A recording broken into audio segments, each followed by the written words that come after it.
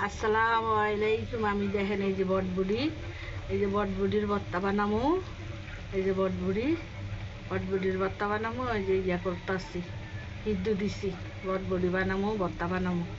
এই যে ভর্তা হয়ে গেছে।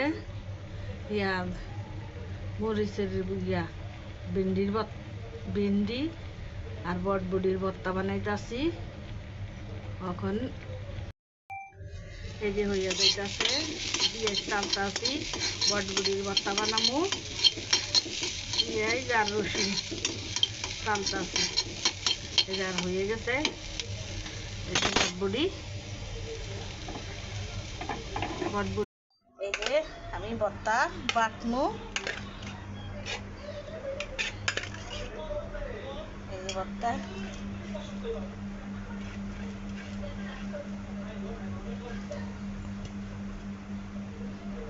বাটমু। পেঁয়াজ দিতেছি, পেঁয়াজ দিলাম। পেঁয়াজ দিয়ে ভর্তা বানাম, বটবুডির ভর্তা। এই যে আমার ভর্তা, এই যে ভর্তা হয়ে গেছে। এখন আমি উড়ে হেলামো। বটবুডির ভর্তা সুন্দর করে বানাইছি। এই যে দেখেন কি সুন্দর হয়েছে। এই যে মরিচের ভর্তা, লাল মরিচের ভর্তা বানাইছি আজকে। সব ভর্তা বানাবো আজকে।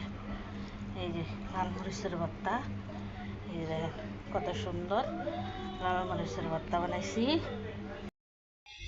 এই যে সাজনা পাতা, এই যে সাজনা পাতা ভাজমু। এই যে পেঁয়াজ দিয়ে দিছি, পেঁয়াজ দিয়ে দিছি। তারপরে সাজনা পাতা ভাজা। এই যে হয়ে গেছে, আমি সাজনা পাতা দিয়ে দেবো। এই যে সাজনা পাতা ভাজতেছি।